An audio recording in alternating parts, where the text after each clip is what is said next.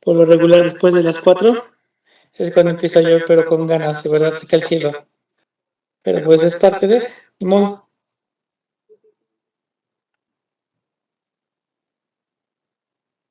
Vamos a darles ahorita unos minutitos para que se conecten sus compañeros que están, ¿cómo se llama? Faltando. ¿Tuvieron clase con el doctor Valdés? Sí, doctor, justo pues hace ratito. Ah, ya, sí. De hecho, me comuniqué con él porque le iba a entregar unas cosas. Pensé que lo iba a ver aquí, pero no, también me comentó que se iban a conectarle. Perfecto. Es que sí, está muy buen clima, doc. Y verá lo que les comentaba hace 8 días. Es que sí, las condiciones climáticas están muy feas y está entre en nosotros el poderles brindar este apoyo para que no estén yendo y viniendo, pues adelante, nos vemos en línea. Únicamente la condición es de que estén ustedes presentes. ¿Vale? Sí, sí, doctor, muchas gracias. Eso es. Pues mientras van agregando a sus compañeros, vamos preparando la presentación con la que vamos a iniciar, que es asepsia y antisepsia, ¿verdad?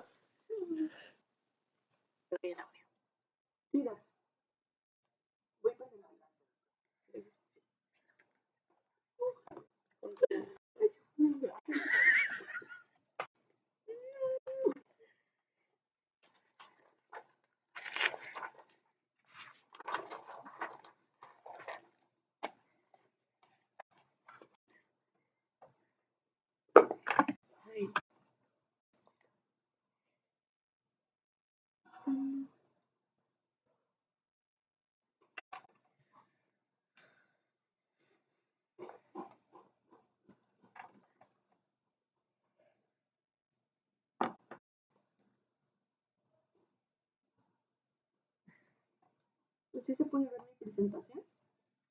Sí, vale.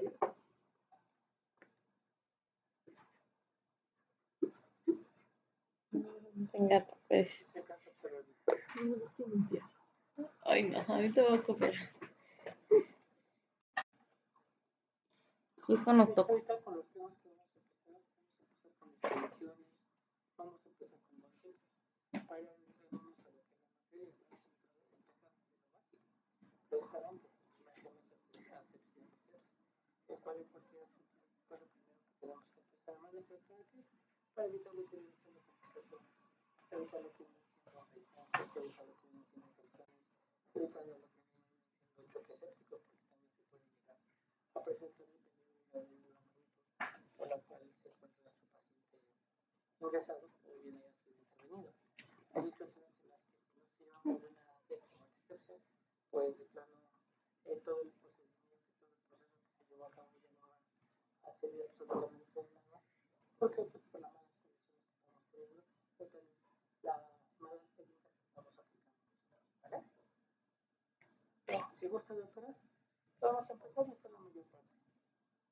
Sí, doctor, empiezo.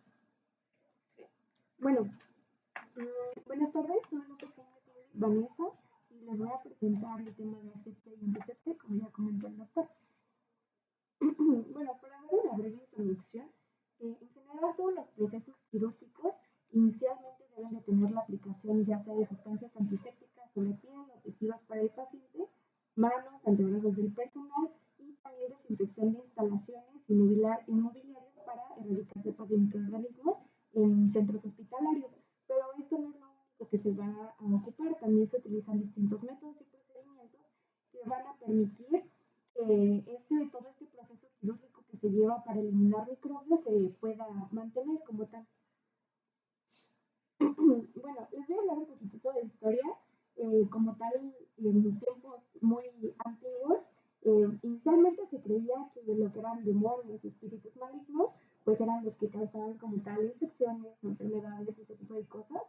Y no, como tal, no creían que podía ser causado por otros factores externos mayormente.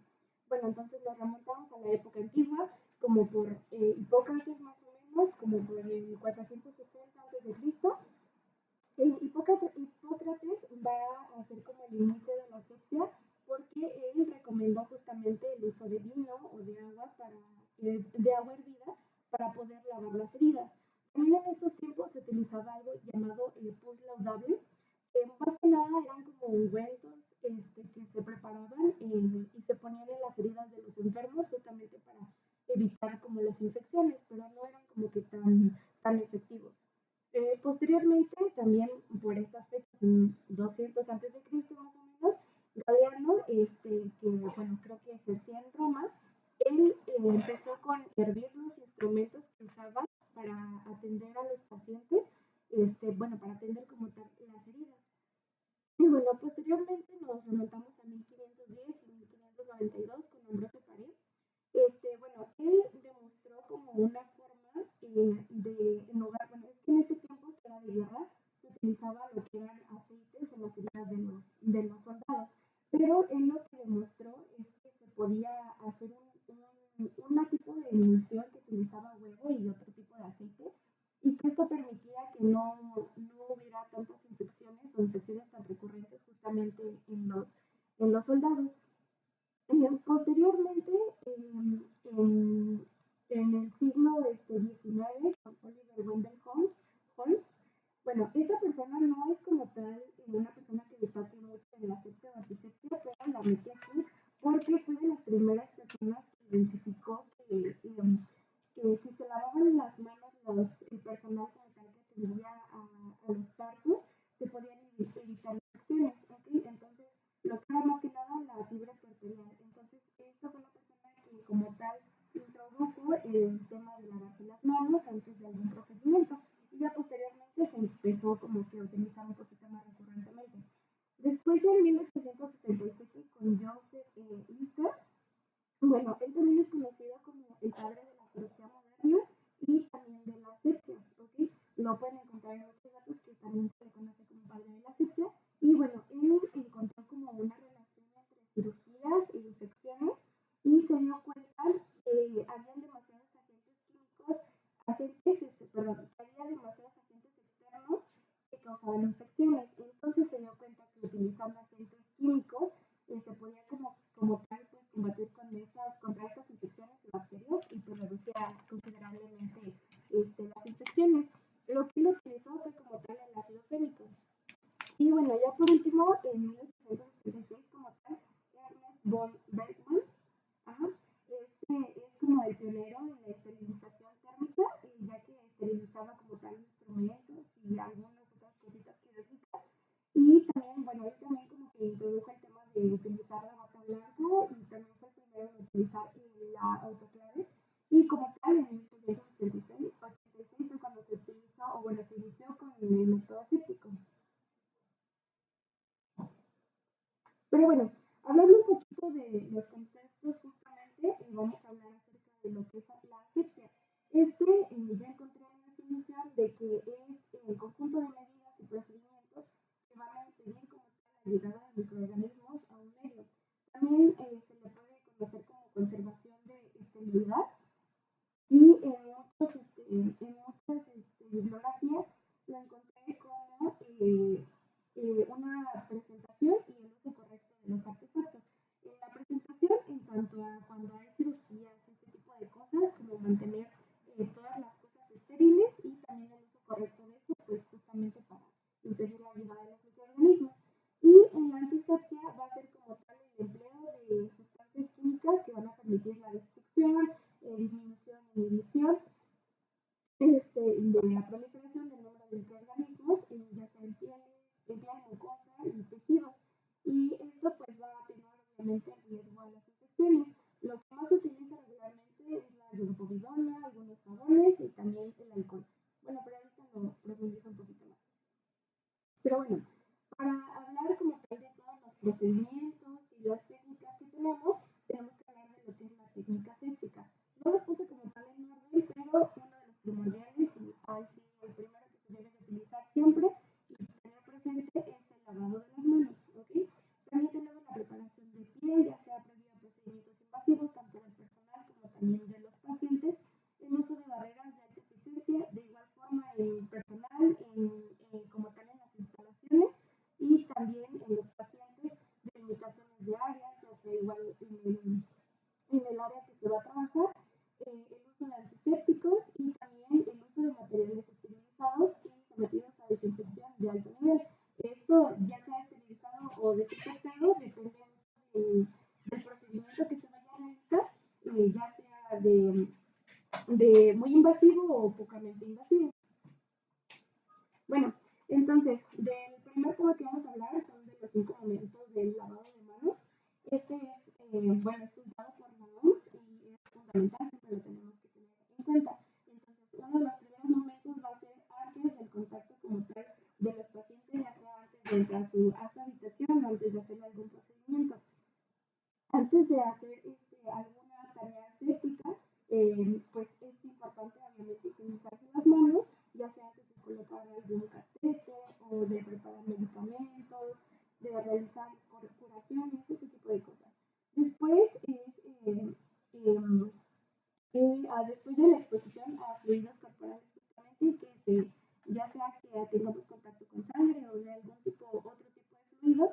El cuarto es después del contacto con el paciente, de igual forma incluye el contacto con el paciente, en hacerle alguna intervención o estar como que un poco cerca de él, y después del contacto como tal con el entorno, que ya es ahora sí que saliendo de la habitación y estar lejos de todos los artefactos que se utilizaron para intervenciones.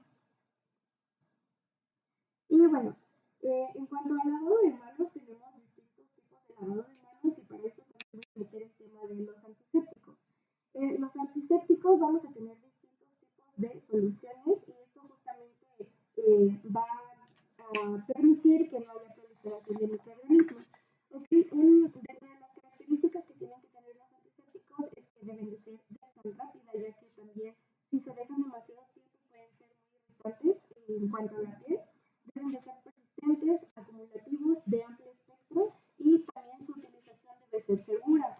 Y aquí este es un tema muy importante de la utilización segura, ya que solamente hay pocos antisépticos que se pueden utilizar en la piel, ya sea por su toxicidad justamente y por la irritación que puede causar como el aplicarlos, aunque tengan un poco de contacto, puede causar demasiada irritación, hasta quemaduras también.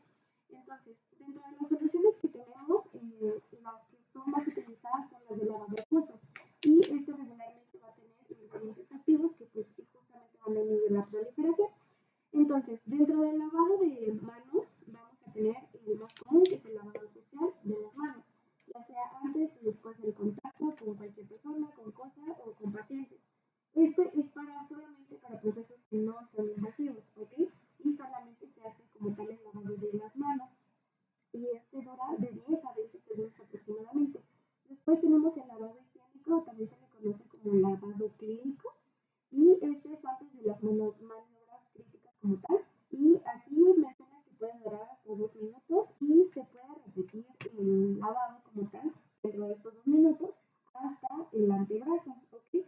Y aquí se puede colocar algún antiséptico en solamente 2 minutos, pero esto es por máximo, porque obviamente como que sobrepasando ese tiempo ya puede causar la irritación a las quemaduras o también algún tipo de alergia.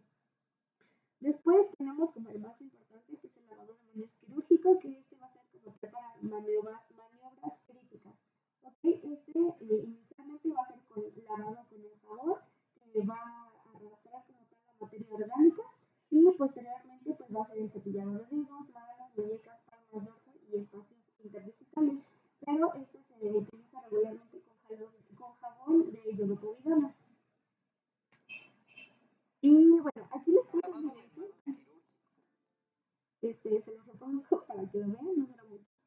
Abrimos nuestro cepillo y comenzamos con el lavado clínico. Humedecemos las manos y colocamos jabón. Los la palma cerveza. Doble palma de la mano derecha, dorso de la mano izquierda. Dorso de los dedos de una mano con la palma de la opuesto de la posición hacia afuera con los pulgares. Frote puntas de los dedos contra la palma de la mano.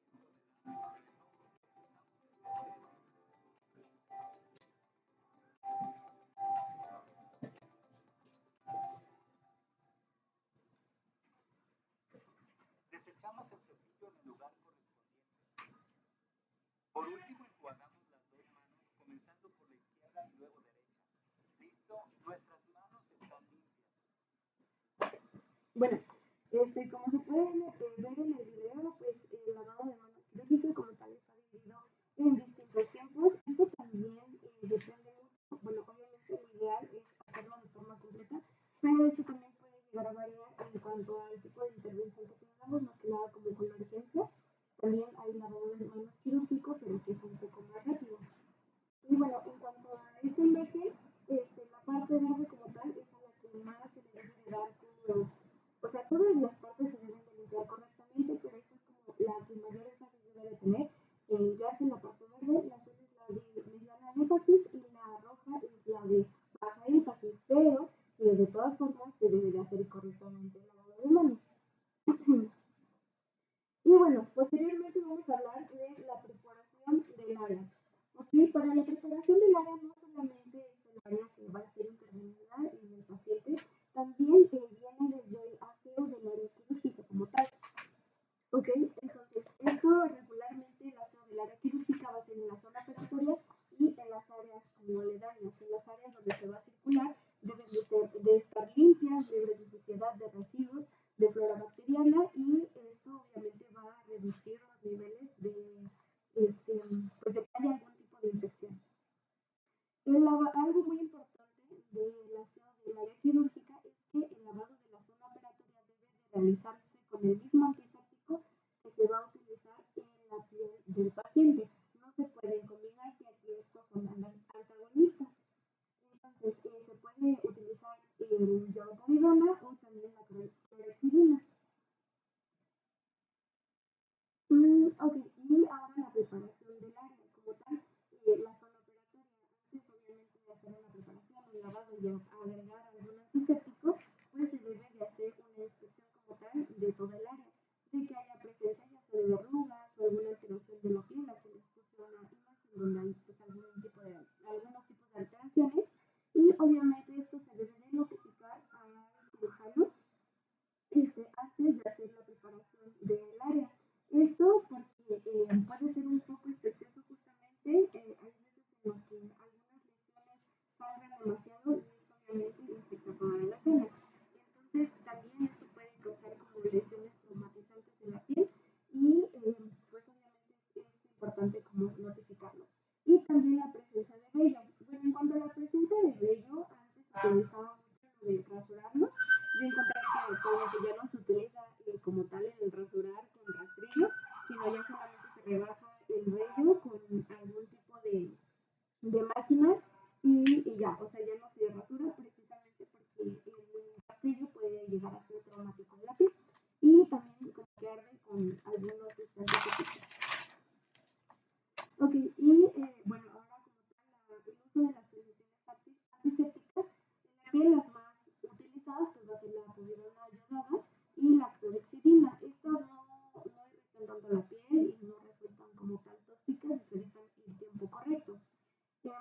Bueno, se debe de aplicar dosis sanitarias de cada solución, bueno, de la solución que se escoja, o también pasar como tal las esponjas embebidas, pero como les comenté, debe de ser la misma que se utiliza para limpiar el área.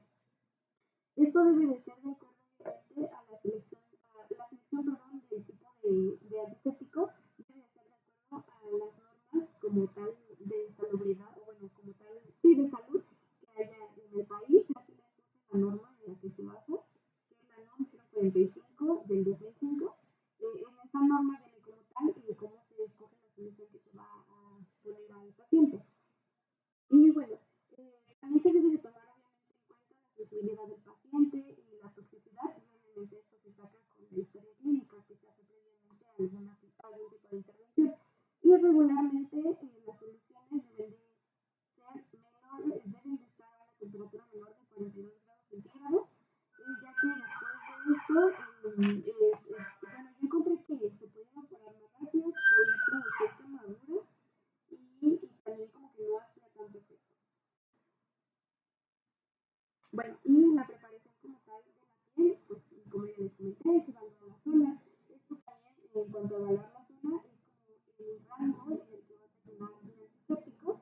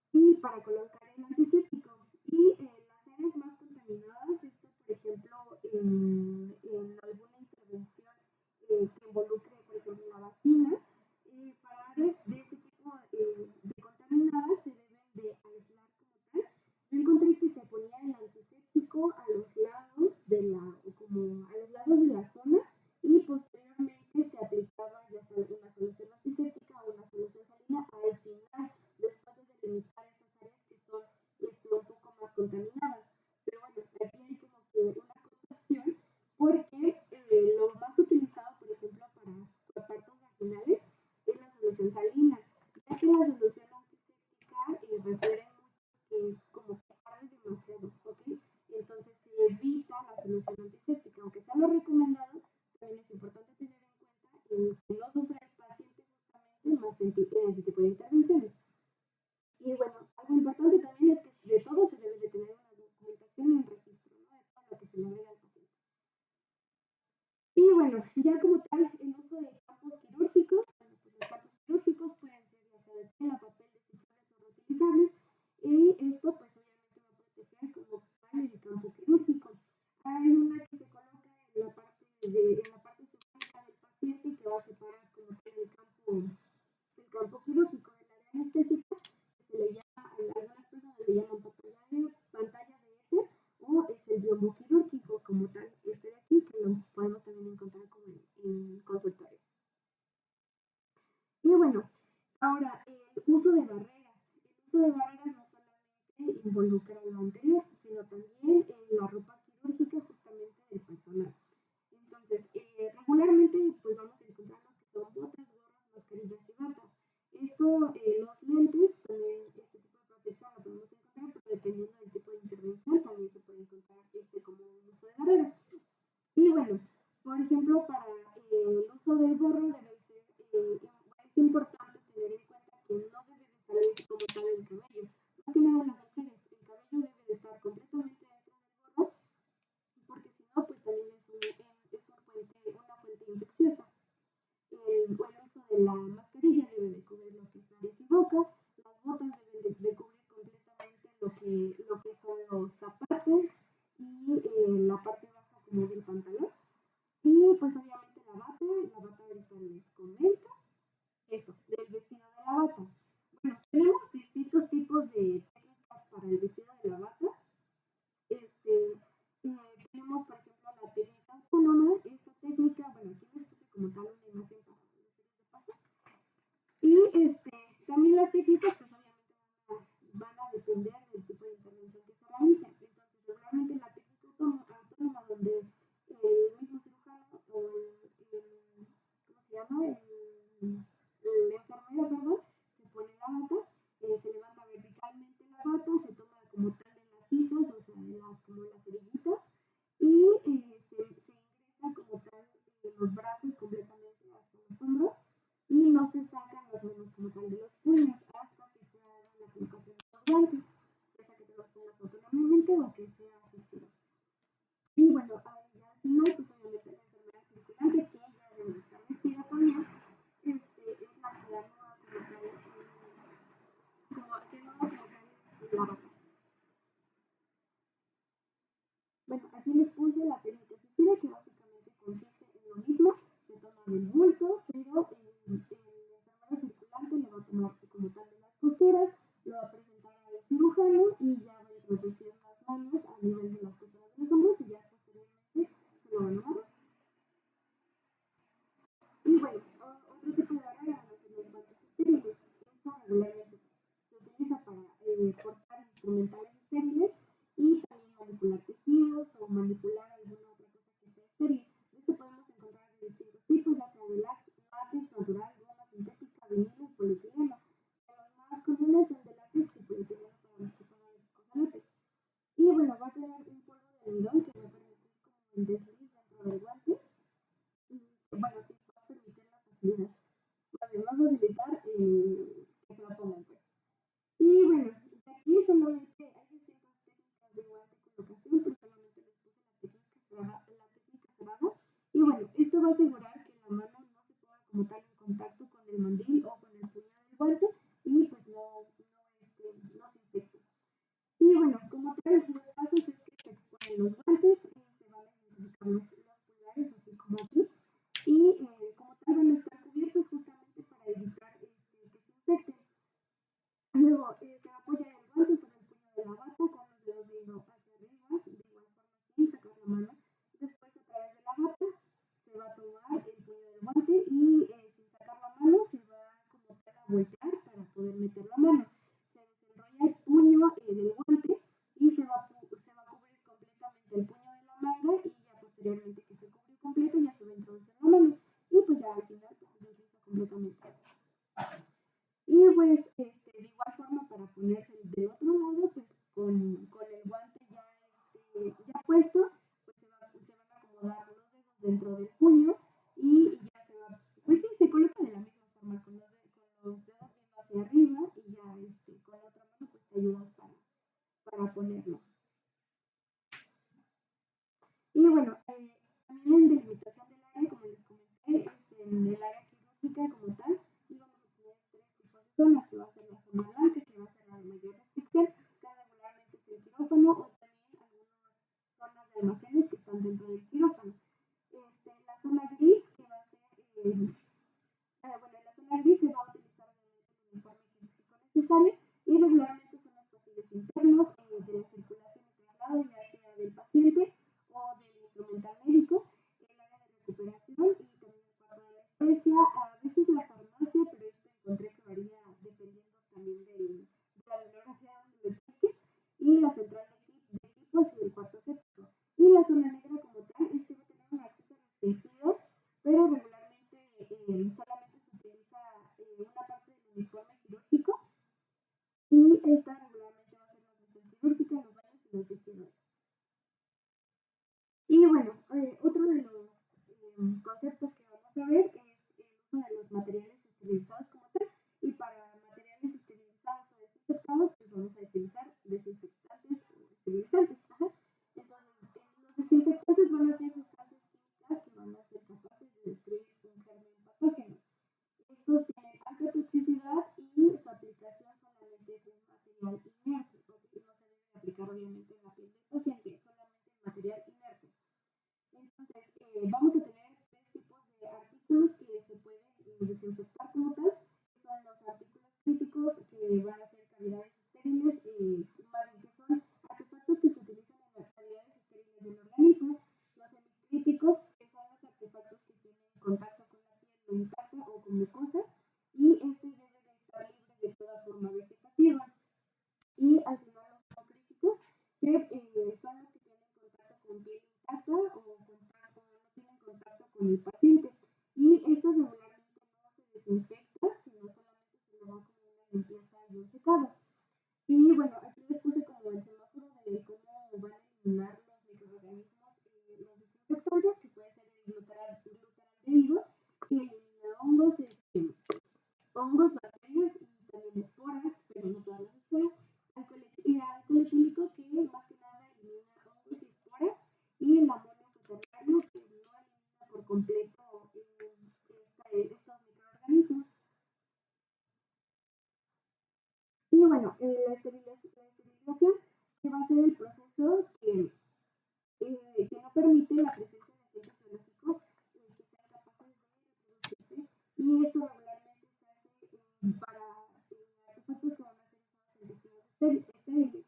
Y bueno, para la esterilización tenemos dos procesos, ya sean físicos o químicos. Físicos regularmente es por temperatura, que es calor húmedo, que va a hacer una desnaturalización de las proteínas, y el calor seco, que va a hacer una oxidación como tal, y regularmente el que se aplica va a ser el calor seco, es la radiación. Y en cuanto a químicos, tenemos cámaras o también líquidos, que como tales gases, cámaras de óxido de etileno en gases y de formaldehído. Y de líquidos tenemos aldehídos activos o peróxido de hidrógeno.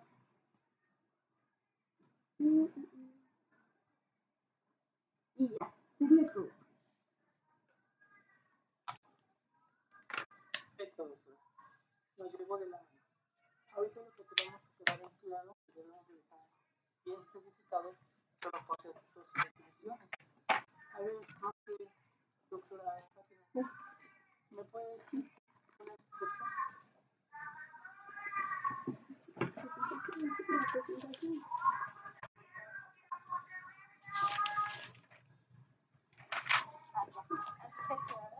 ¿Así? Sustancias químicas para destruir o disminuir el número de microorganismos de piel, mucosa y tejido. ¿Y antiséptico, doctor Oscar?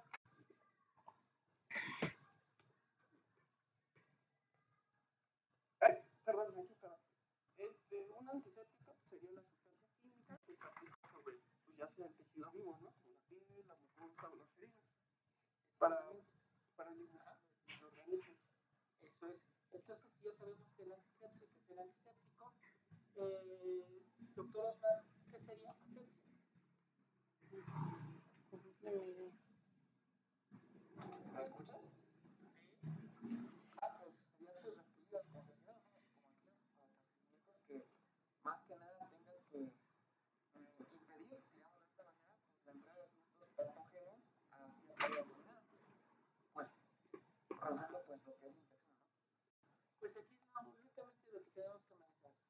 antiséptico es la sustancia y la antisepsia es el uso de la sustancia, pues entonces la asepsia ya es la superficie libre de organismos que produzcan enfermedades o infecciones. Únicamente tenemos que saber identificar esos tres conceptos para poder nosotros entender lo que viene siendo la asepsia o la antisepsia. ¿Qué es lo que vamos a realizar con un paciente cuando va a lo ingresan para un proceso quirúrgico? ¿Hacen asepsia o hacen antisepsia?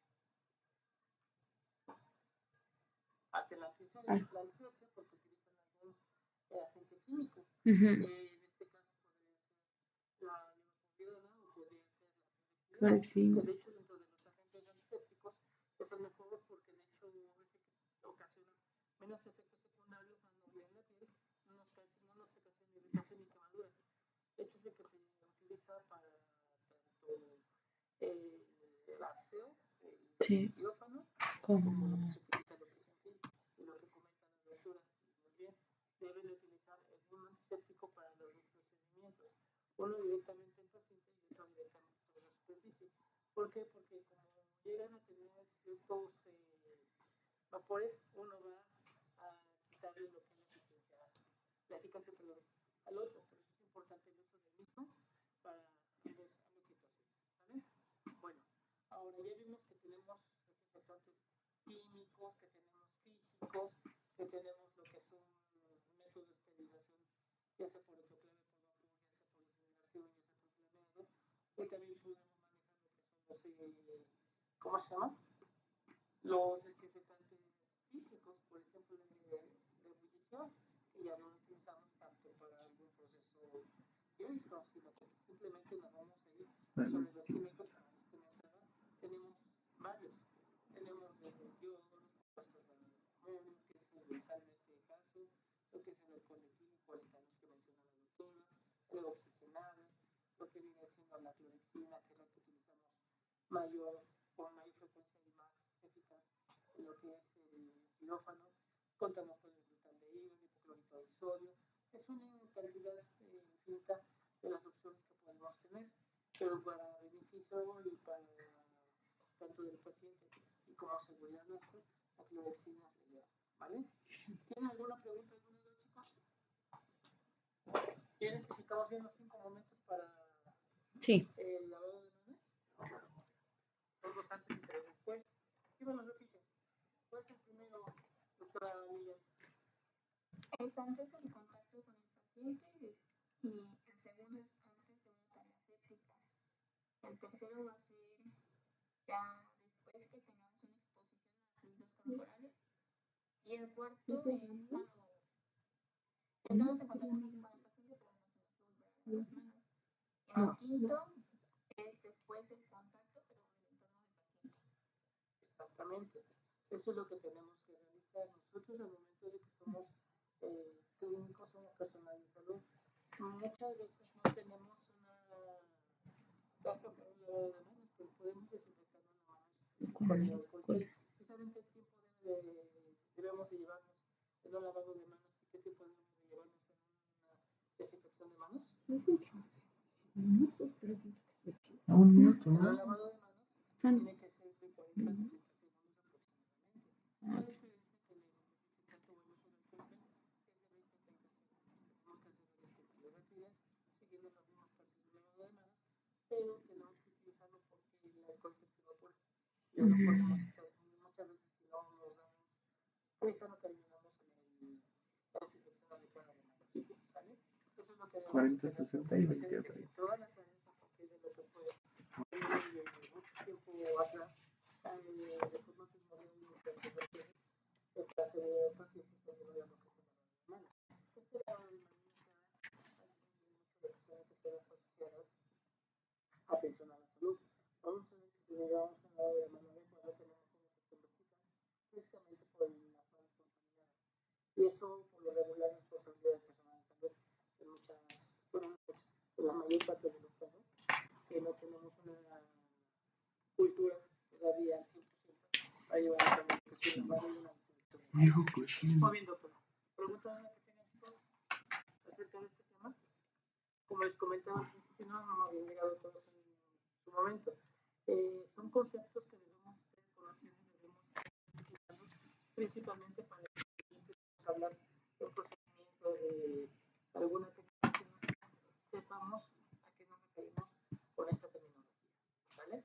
Preguntas o dudas, doctora Luisa, ¿alguna pregunta? Doctora Laura, ¿alguna pregunta? Doctora Daniela, ¿alguna pregunta? Doctora Lana, ¿alguna pregunta? Doctora Yesenia. No, No, doctor. doctor. ¿Seguro? Vale. Dígame.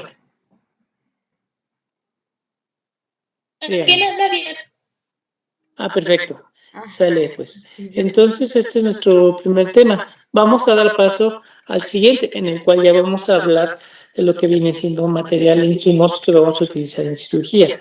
Lo que viene siendo principalmente el material ¿cómo se llama? Uso de suturas. ¿Sí, verdad, doctora Laura? Sí, doctor, lo comparto. Es el que vamos a ver a continuación. Adelante.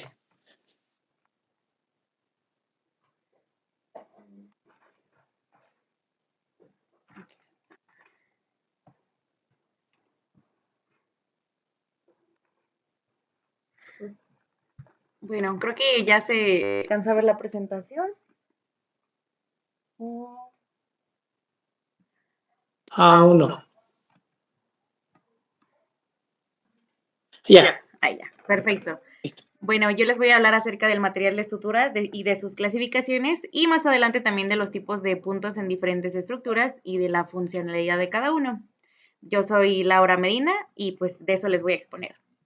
Comenzando con una breve introducción, me gustaría iniciar dándoles una definición de lo que es sutura. Ahí ya está, creo que ya se cambió. Y bueno, sutura es la técnica y el material que van a estar destinados a favorecer la cicatrización de una herida. Esta herida puede ser quirúrgica o no y puede estar presente en lo que es piel, los órganos internos, los vasos sanguíneos y demás tejidos del cuerpo humano. Esto por medio de un cosido quirúrgico de los bordes o extremos de dicha herida, a fin de que estos se mantengan unidos, se disminuya la tensión entre ellos y pues se pueda favorecer este proceso de cicatrización. Entonces, pasando a lo siguiente, hay diferentes tipos de suturas y diferentes tipos de materiales de dichas suturas. Pero primero me gustaría hablarles de esta clasificación que divide a lo que son suturas manuales y las suturas mecánicas. En este caso, en las suturas manuales van a entrar las suturas convencionales, las suturas cutáneas adhesivas y los adhesivos tisulares. Estos adhesivos tisulares son los que vienen de los derivados de los cianoacrilatos. Y algo importante aquí a destacar es que las suturas convencionales, las más utilizadas en la actualidad, son las que están formadas por un hilo y una aguja que están unidos entre sí. Estas suturas se le llaman suturas atraumáticas y son las mayor utilizadas hoy en día debido a su facilidad, pero pues solamente es de un único uso. Pero en estas suturas convencionales también entran las agujas que tienen su ojal y en donde se les tiene que enhebrar el hilo. Y bueno, estas eran antes más utilizadas, pero pues han sido, ¿cómo decirlo? Las han suplido pues las suturas traumáticas, vaya. Y bueno, hablando de las otras suturas, tenemos las suturas mecánicas. Aquí van a entrar lo que son las grapadoras y otros dispositivos, al igual que los clips y accesorios como lo pueden ser los quitagrapas. Pero pues más adelante ya les voy a hablar de cada una de estos tipos de sutura. Entonces, comenzando con los hilos de sutura, primero me gustaría explicarles las características que tiene cada uno de estos hilos que los va a diferenciar pues de los otros, ¿no? Comenzando con el calibre, este calibre va a corresponder a lo que es el diámetro de la sección transversal del hilo. En este caso, nosotros podemos medir dicho calibre gracias a la Asociación Farmacopea Americana, que nos hizo favor de dar una numeración a dicho calibre que se basa en el número de ceros. En este caso, cuanto mayor es el número de ceros, más pequeño va a ser el diámetro y menor la fuerza de tensión que va a tener el hilo de esta sutura. Entonces, esta farmacopea europea utiliza el calibre métrico que lo va a expresar el diámetro en décimas de milímetros. Entonces, para que quede claro, entre mayor es el número de ceros, pues más pequeño es el diámetro de esta sutura. Y la otra característica es la tensión y la resistencia. Esta corresponde a la fuerza en peso que el hilo puede aportar, o que más bien, perdón, es la fuerza en peso que el hilo puede soportar antes de que se rompa, antes de que se haga el anudado y se rompa. Y esta tensión y resistencia va de la mano con lo que es fuerza tensil. La fuerza tensil va a ser el tiempo en que la sutura mantiene la resistencia a la tensión que se esté ejerciendo sobre dicho hilo. Esta fuerza tensil también es definido como el periodo de vida útil que tiene la sutura. Dicho periodo de vida útil puede ser expresado en lo que son días o porcentajes de fuerza. Un ejemplo que les podría dar es que Vicryl tiene una fuerza tensil de 35 días aproximadamente. Ahora, hablando de la otra característica, pues tenemos la absorción. La absorción simplemente es la propiedad que define si el hilo va a ser absorbido por el organismo o no y en cuánto tiempo puede suceder dicha absorción. Veremos que más adelante las suturas se van a clasificar de acuerdo a si son absorbibles o no absorbibles, pero eso ya les diré más adelante. Ahora la otra característica que tenemos es la memoria. ¿Y qué significa esto? Pues es la tendencia que tiene el hilo a volver a su estado original. Y va de la mano con lo que es elasticidad, que esta es la capacidad de deformarse y que pueda volver a su posición original. De hecho, un ejemplo de memoria, no sé si han sido observadores en el caso de cuando entran a quirófano, que las personas instrumentistas en la operación, al momento de utilizar una sutura, la sacan y lo que hacen es que la estiran, ¿no? La estiran para que pierda la memoria de la sutura y pues sea más fácil su manejo al momento de que la utilice la persona que la está operando. Y por último, tenemos lo que es elasticidad. No, perdón, esa ya se las dije. El coeficiente de fricción. Este coeficiente de fricción hace referencia al roce que produce el hilo al deslizarse por el tejido. Entonces, esto depende mucho de si el hilo de sutura es monofilamento o multifilamento, ya que el monofilamento va a tener un menor coeficiente de fricción, es decir, que va a deslizarse más suavemente a comparación de un multifilamento. Ese sería como el ejemplo que les daría. Y ya por último tenemos la reacción tisular. Esta reacción que va a recibir el cuerpo frente a este cuerpo extraño que estamos introduciendo y dependiendo del tipo de hilo que sea, será si tiene una mayor reacción tisular o una menor reacción tisular. Eso ya lo veremos más adelantito también. Entonces, tenemos diferentes tipos de hilos.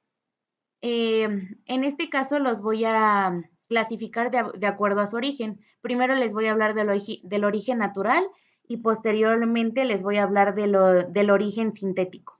Entonces, primero hablando de este origen natural, tenemos los que vienen de los animales, comenzando con el catgut. El catgut pues es un colágeno procedente de mucosa intestinal ovina o bovina.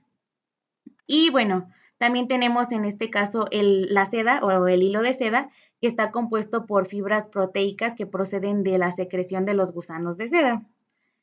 Y en este caso, pues esta de la imagen. Y el catgut, pues generalmente veo que usan mucho el catgut crómico. Ahora, hablando del vegetal, tenemos el lino. Este es formado por fibras del tallo del lino y este es característica ya que tiene una elevada resistencia a la tracción y más cuando está humedecido. En este caso el lino pues se ve algo así, ¿no? Y ahora el algodón, este es formado pues por fibras de celulosa natural. Este es un multifilamento, pero a lo que investigué dice que en la actualidad ya es muy poco utilizado, pero que como característica es que presenta una gran capilaridad y la reacción tisular que genera es realmente moderada. Y bueno, algo a mencionar aquí es que todas las suturas de origen animal no son reabsorbibles a excepción de lo que es el catgut, para que lo tengan presente. Perdón, y me faltó mencionar los minerales. En este caso tenemos el acero inoxidable, que es la única sutura metálica utilizada pues hoy en día. Y esto lo importante es que produce una leve reacción tisular y es una sutura muy resistente a la tensión. Pero bueno, más adelante también les hablaré un poquito de ellas. Y ahora tenemos los de origen sintético. En este caso primero les voy a hablar de los reabsorbibles. Primero tenemos la poliglactina 910. Este es un copolímero del ácido láctico y el ácido glicólico que generalmente tiene un recubrimiento de estearato de calcio. Después tenemos el ácido poliglicólico. Este resulta de la polimerización del ácido glicólico, que lo extraen y es estirado. y así se forma este hilo de sutura. También tenemos el lactómer. Este lactómer es derivado de ácido glicólico también y de ácido láctico. Y la poliglicaprona, este es un polímero de ácido poliglicoico que se le agrega la caprolactona y así se forman pues este hilo. Y finalmente tenemos el polidioxanona. Este se prepara a partir de un poliéster de P-dioxanona, por eso pues el nombre, ¿no? Y el poligliconato, este es un polímero de ácido glicólico que se le agrega también el carbonato de trimetileno. Y finalmente tenemos el polihidroxibutirato, que es igual un polímero pues de hidroxibutirato, vaya.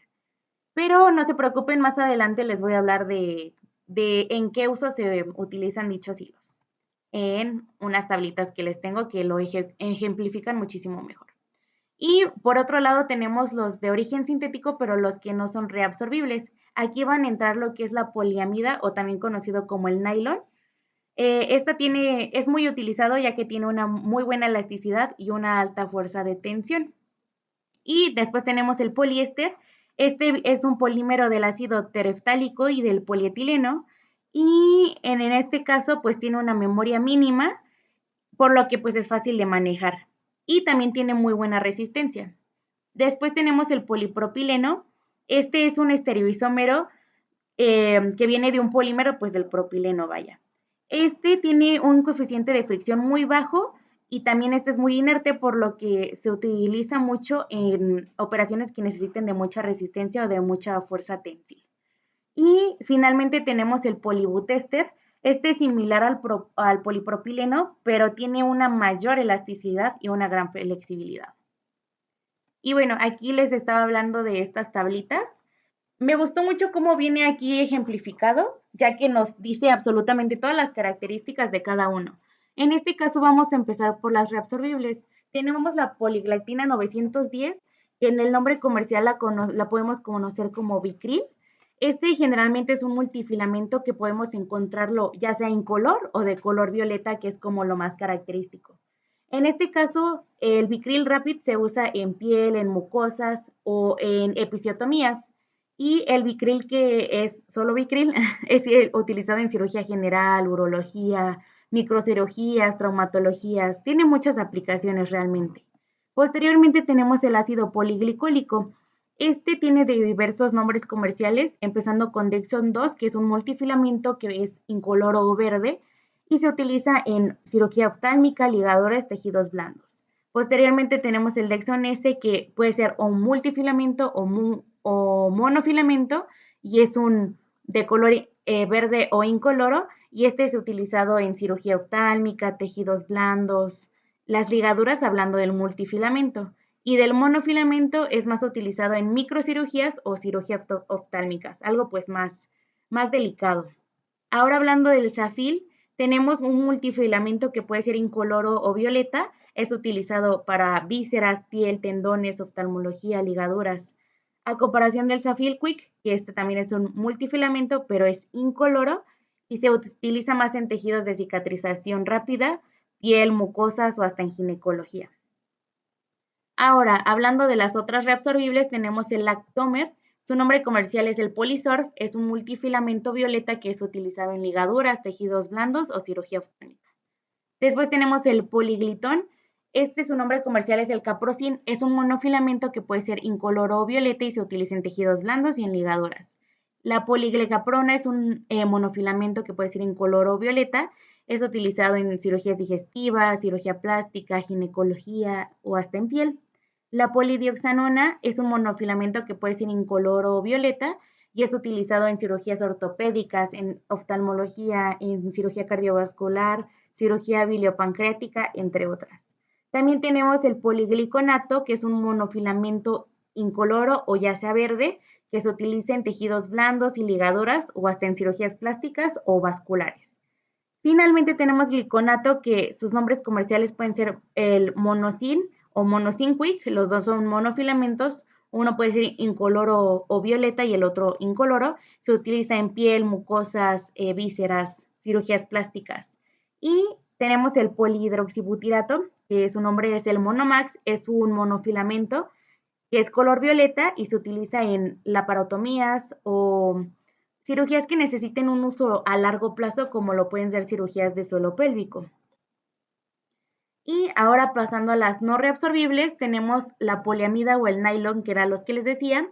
Estos se pueden conocer como el etilon, el monosoft, dafilón. Estos son monofilamentos que pueden ser incoloros, azul o negros, y se utilizan, en tejidos blandos, ligaduras, oftalmología, cirugías cardiovasculares o neurocirugías. Pero vemos que hay otros nombres comerciales como el Supramid o el Surgilun. Ahora, hablando del polipropileno, tenemos el Prolen, Premilen, Surgipro, estos monofilamentos de color azul que son utilizados en cirugía cardiovascular, oftalmológica, general, neurocirugía. Y tenemos el poliéster, este tiene diferentes nombres, es Mercilen, Dragofil, Etibond. Estos son de color verde o incoloros y se utilizan en cirugías cardiovasculares, traumatológicas, en neurocirugía, o hasta en odontología son utilizados. Y ya finalmente con otros no reabsorbibles tenemos el polibutester, este es conocido como Novafil, es un monofilamento que puede ser azul o incoloro y es utilizado en tejidos blandos, cirugía cardiovascular, oftalmología. Tenemos la seda, que es conocida como Mersilk o Soft Silk, que estas son multifilamentos que pueden ser incoloros o negros y son utilizados en piel, oftalmología, odontología o hasta en ligaduras. Y el lino, que es conocido como Linatrix, es un multifilamento incoloro que puede ser utilizado en cirugías gastrointestinales o en ligaduras. Y el acero, que su nombre comercial es el acero Steel, es un monofilamento pues de color metálico y su cirugía que puede ser utilizada es torácica, traumatología cardíaca, neurocirugía. Esas son como sus usos y aplicaciones. Ahora, ya hablamos de los hilos de cada sutura, les voy a hablar de las agujas de las suturas. Estas agujas quirúrgicas se fabrican generalmente de acero inoxidable, que debe de ser de muy alta calidad y deben cumplir ciertas características para que pues sea fácil su uso. En este caso tenemos la resistencia. Esta resistencia es la capacidad que puedan tener las agujas a resistir, valga la redundancia, la deformación al pasar repetidas veces por el mismo tejido o a través del tejido. Entonces, si tienen una menor resistencia, pues van a tener un menor traumatismo tisular. Hablando de la ductilidad, es la capacidad que tiene la aguja de doblarse sin romperse. Y la otra característica es definición, es decir, la habilidad que tiene la aguja para que pueda penetrar dicho tejido. Y finalmente tenemos la estabilidad en el portaagujas. Esta estabilidad, ¿a qué se refiere? Bueno, veremos que hay muchas agujas que son completamente lisas y hay otras agujas que tienen ciertas estrías longitudinales que al momento de tú ensamblarla con el portaagujas tiene pues una mayor estabilidad. Entonces estas estrías lo que ayudan es a eso, a la estabilidad de dicha aguja y al momento de que el cirujano pues la opere. Y finalmente tenemos las partes de la aguja. Generalmente tienen un ojo o un ojal. Este puede ser redondo, ovalado, cuadrado o hasta de tipo francés. El francés es el que presenta como una hendidura en donde se va a insertar el hilo. Y si no, simplemente tenemos las agujas atraumáticas, que son las que están unidas ya con el hilo, ¿no? Las más utilizadas hoy en día. Pero también esta aguja tiene un cuerpo. Entonces, la forma de la aguja está determinado por su grado de curvatura. Cuanto más profundo sea el tejido, más pronunciada deberá de ser la curvatura de dicha aguja. En este caso, pues generalmente es así, utilizada la aguja de medio círculo, de media luna les llaman. Y también veremos que hay diferentes tipos de puntas de la aguja. En este caso, tenemos una aguja triangular convencional. Esta aguja triangular tiene la punta y el cuerpo triangulares, como se ve en la imagen. Su característica es que tiene una alta capacidad de penetración y es muy traumática. Para lo que se utiliza son en tejidos de elevada resistencia, como lo pueden ser piel y músculos. Posteriormente tenemos la aguja cilíndrica. Esta aguja cilíndrica es de punta afilada y de cuerpo cilíndrico. En este caso, dicha aguja se emplea en tejidos blandos y fáciles de penetrar, es decir, donde las fibras se separan con facilidad. Lo podemos hablar un ejemplo de cirugías gastrointestinales, cirugía cardiovascular, en donde nada más necesitamos como separar con facilidad dichos tejidos. Después tenemos la aguja taper cut, que es esta. Esta es de punta triangular, pero tiene un cuerpo cilíndrico. Esta es menos traumática que la aguja triangular, pero es útil para los tejidos que son resistentes y al mismo tiempo que son frágiles. Veremos que se usa más en lo que son cirugías cardíacas, traumatología o un cierre en general nada más. Y finalmente tenemos la aguja espatulada, que es esta. Esta aguja espatulada tiene la punta y el cuerpo aplanados y sus bordes son como cortantes, así se les define. Esto ocasiona un traumatismo mínimo y se utiliza en cirugías oftálmicas o en microcirugías. Es en donde están más utilizadas. Hablando de otras suturas, tenemos las suturas cutáneas adhesivas. En este caso, los ejemplos que les traigo son los llamados stereo strip, que son bandas flexibles que están fabricadas con un material que es poroso y están reforzadas con filamentos en donde estos están cubiertos de material que es un material acrílico adhesivo y este debe ser hipoalergénico pues para no ocasionar reacciones. Y bueno, estas stereo strips se utilizan para cerrar heridas o laceraciones que son superficiales o semiprofundas, así como se ve en la imagen. Esta se utiliza más en lo que son, pues, en heridas de piel fina o en niños, ¿no? Más en pacientes, pues, pediátricos.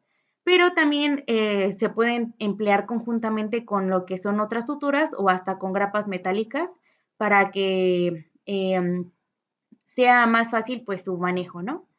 Y tenemos otras suturas adhesivas como lo son los adhesivos tisulares. En este caso, algunas marcas que les puedo dar son Liquiband, Histoacril, Dermabond, el Indermil. Estos pues son pegamentos biológicos que están que están constituidos, por ciertos materiales derivados del cianoacrilato que les comentaba. Estos pues simplemente se ponen en los bordes de la herida, deben de ser igual, heridas de no mucha profundidad y pues se juntan los bordes de la herida para que posteriormente haya un buen proceso de cicatrización. Y finalmente tenemos las suturas mecánicas. En este caso aquí agregué lo que son las grapadoras cutáneas, que estas grapadoras generalmente son de un solo uso y es para el cierre de la piel. En este caso estas grapadoras pues solo están indicadas en un uso tópico. Un ejemplo, no sé, puede ser cuero cabelludo, tronco o extremidades. O en pacientes que simplemente son muy poco colaboradores.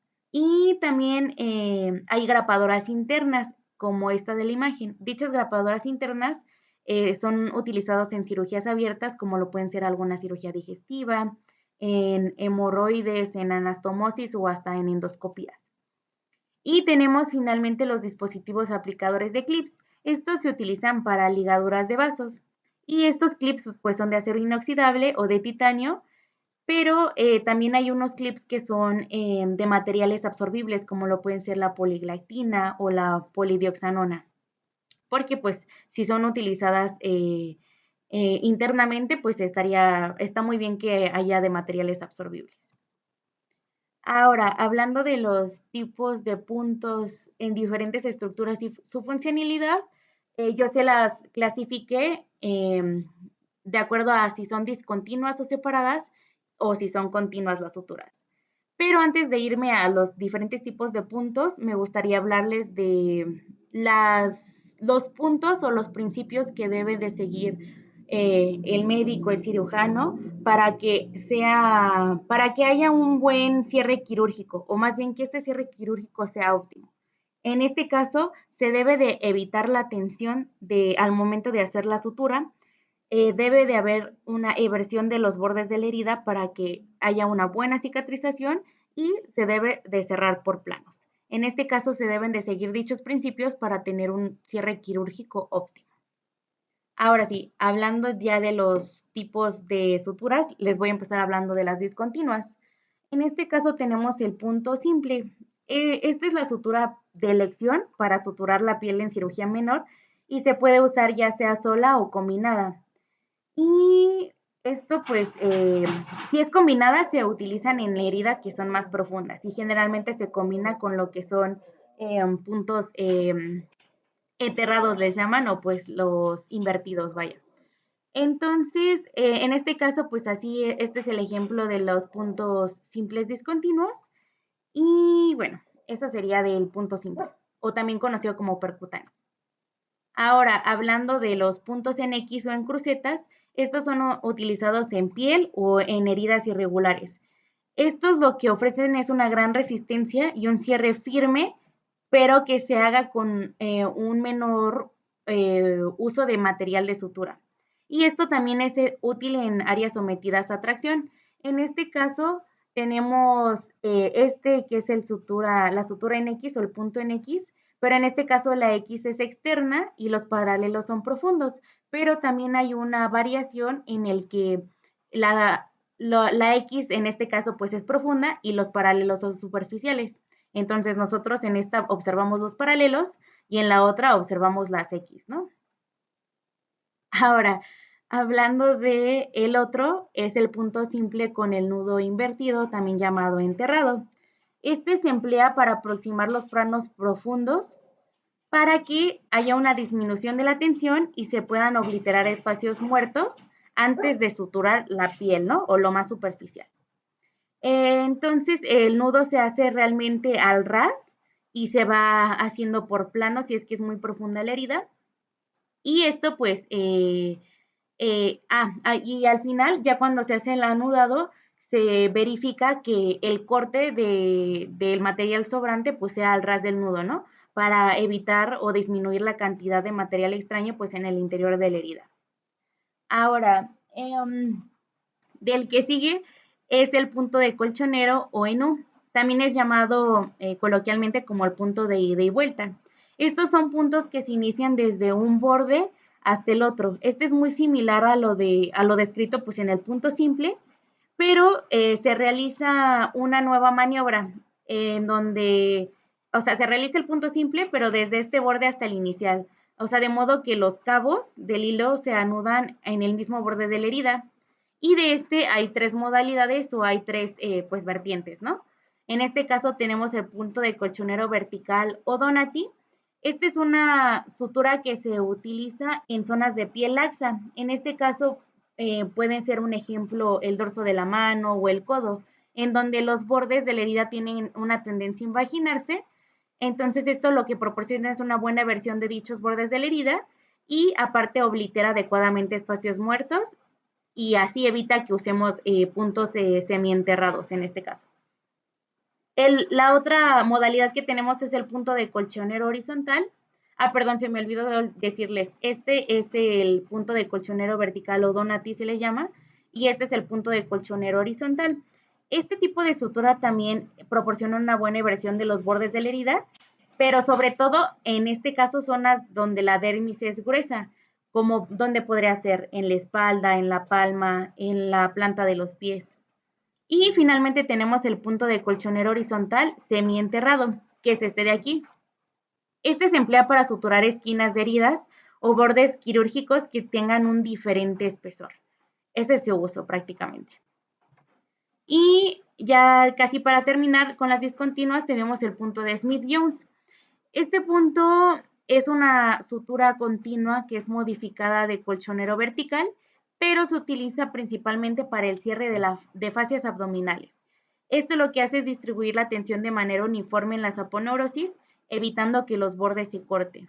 Y algo así se vería el punto de Smith-Jones cuando se realiza. Ahora, por último tenemos el punto de Kessler y también tiene otras variantes como son el Kessler modificado, el de Bunnell, el de Krakow. Estos puntos, como se podrán dar cuenta, son para reparación de tendones. Entonces lo que aportan es una gran resistencia a la tracción y evitan la separación de los extremos y así permiten pues una recuperación funcional más segura. Y algo así es como se vería el punto de Kessler. Y estos pues son principalmente para tendones. Ahora hablando de las... perdón, me faltó el punto de Lambert interrumpido. Este se emplea en lo que son vísceras huecas, tomando lo que es serosa y muscular, pero no se penetra la mucosa, solo la serosa y la muscular. Y la función de este es pues invertir bordes, así se sella la serosa y garantiza un cierre impermeable del tubo digestivo, es decir, pues es utilizado en cirugías digestivas. Y algo así se vería el puntito.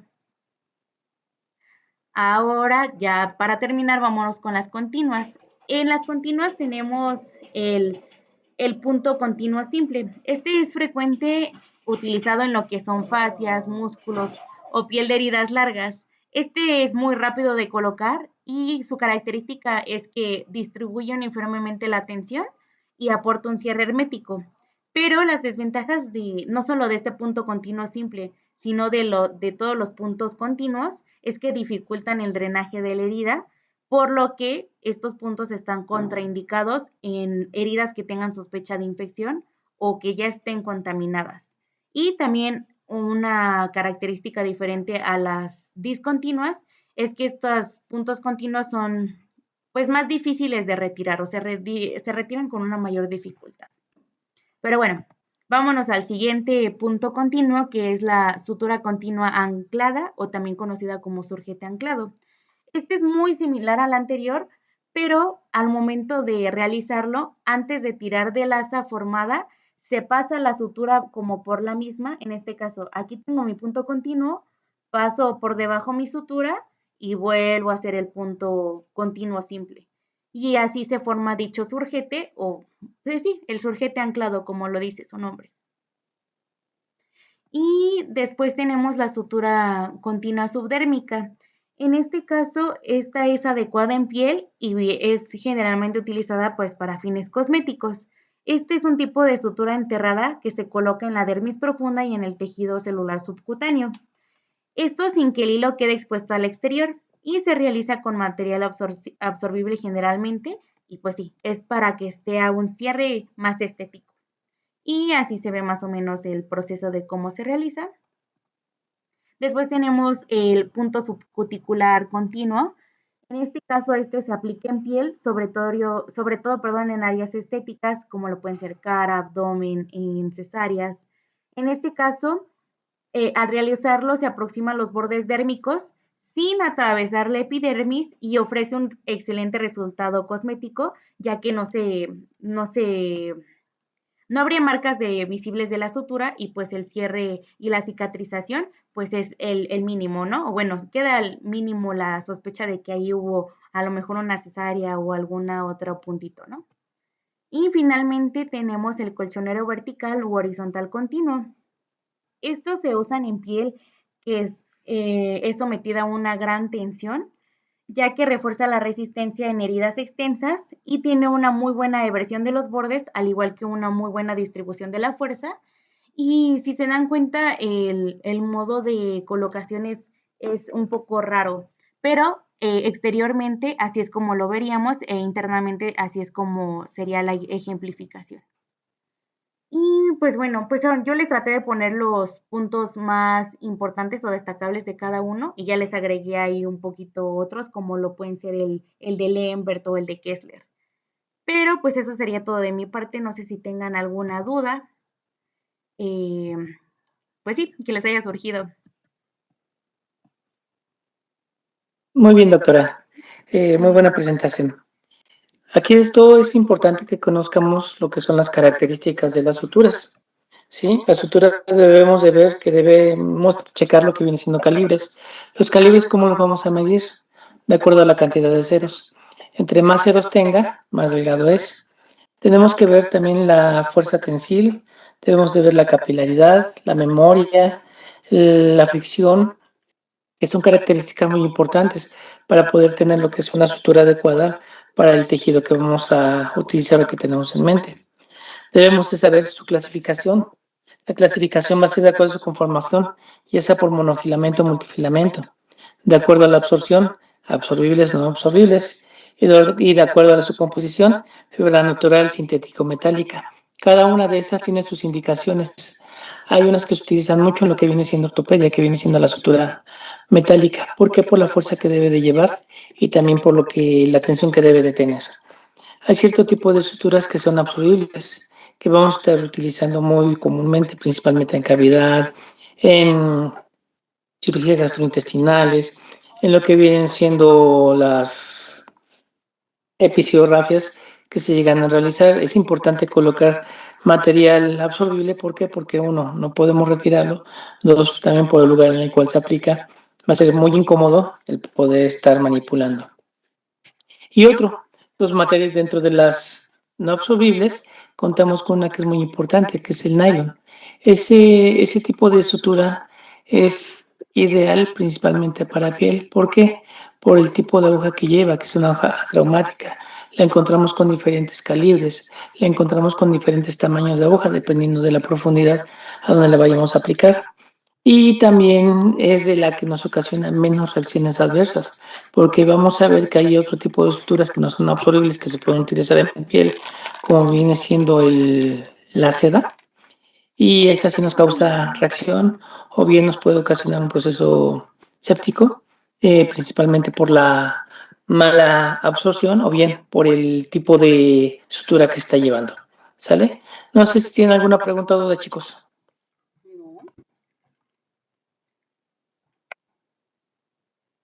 Por mi parte, ninguna. Creo que Sí, doctora Yesenia, no la escuché. yo no tengo duda. Bueno, tengo una duda, pero es de próxima clase. Ah, ya, perfecto, esa la vemos. ¿Alguien más? Doctora Claudia, Preguntarle si vamos a hacer doctor Felipe, No, doctor, ninguna.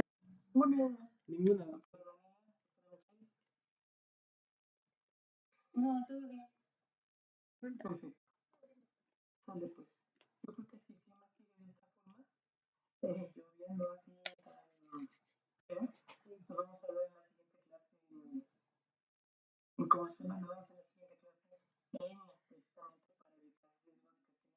Estaba lloviendo.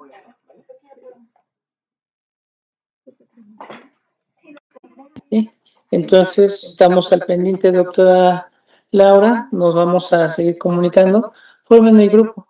Dentro del grupo vamos a estar subiendo las presentaciones, porque con esas presentaciones nos vamos a guiar para la elaboración de su examen, los que tengamos que realizar, ¿vale? Sí, doctor, ya en un momento lo creo. Sí, dígame. A mí me tocó el tema de incisiones, pero Ajá. tenía una duda sobre posición. Me marca técnicas, procedimientos e indicaciones. ¿Eso también es referente a las incisiones o a la Referente a las quirúrgico en incisiones, general? porque ya para ver incisiones debemos de ver lo que es la división planos y también el tipo de incisiones que se realizan. Cada incisión se va a estar realizando de acuerdo al procedimiento o de acuerdo al área en la que se encuentre. Ok, muchas gracias, doctor. Ese era. Sí, doctora, adelante. ¿Alguna otra pregunta? Sí, yo, doctor. Mi duda era Dígame. si tenemos que hacer apunte del tema que exponemos, bueno, que expone uno mismo. Ustedes hagan su libreta con los apuntes completos. De hecho, el que exponen también lo van a dar dentro de su libreta de apuntes, porque de hecho estos son los primeros. Hay que acordarnos, esa libreta la vamos a entregar al final. Ah, ok. Y Sí, ahorita perfecto, es doctor. tiempo de que, ahorita es tiempo de que lo vayan realizando para que no se saturen precisamente de trabajo y de tanta información al final. ¿Por qué? Porque así vamos repasando, vamos viendo los puntos más importantes y vamos viendo lo que es más, lo que me interesa que se lleven ustedes en conocimiento. ¿Por qué? Porque es lo básico e importante. ¿Vale? Sí, doctor, muchas gracias. Eso es. Entonces, para la siguiente clase, digo, vamos a estar al pendiente. Esperemos que ya se nos quite este tipo de clima, que la verdad dudo mucho, de verdad lo dudo mucho, pero aún así debemos estar al pendiente. Le digo, cualquier otra situación o cualquier cambio, pues lo estaremos comentando dentro del grupo, ¿vale? La siguiente clase, como bien lo mencionó la doctora, vamos a hacer incisiones, clasificación, planos. así como fisiología y bioquímica del proceso de cicatrización. Aquí con el doctor Oscar tenemos que ver lo que son la cicatrización normal y la cicatrización anormal, principalmente para ver lo que es la diferencia entre una y otra y el manejo que hay que llevar. ¿De acuerdo?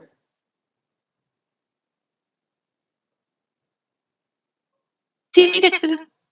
Perfecto, doctores. Cuídense mucho. Nos vemos entonces en la siguiente clase. ¿Vale?